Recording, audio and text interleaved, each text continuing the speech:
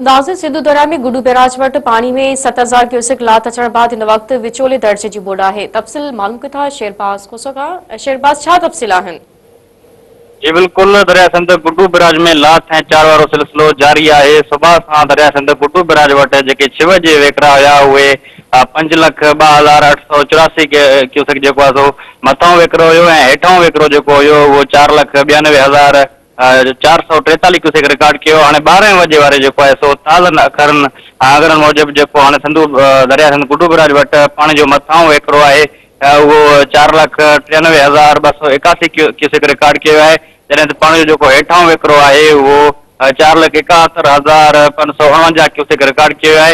इन सां गॾोगॾु सखर बैराज वट जेके पानी जे मथां वेकरा आहिनि उहे 4,04,05 क्यूसेक रिकॉर्ड किया आहिनि। जॾहिं पानी जे हेठां वेकरा आहिनि उहे 3,82,355 क्यूसेक रिकॉर्ड किया आहिनि। ऐं कोठड़ी बैराज वट भी नंढे दरिए जी बोट डिक्लेयर है, जिथे कोठड़ी बैराज वट पानी जे मथां वेकरा आहिनि उहे 2,53,545 क्यूसेक, जॾहिं जेके पानी जा हेठां वेकरा आहिनि उहे 2,51,745 क्यूसेक रिकॉर्ड किया आहिनि। मां इहो बि ॿुधाईंदो हलां त ईंदड़ 12 खां 48 कलाकनि दौरान जेको आहे सो गुडू बैराज में वेकरनि में वाह जो जेको आहे सो इम्कान ज़ाहिर कयो वियो आहे।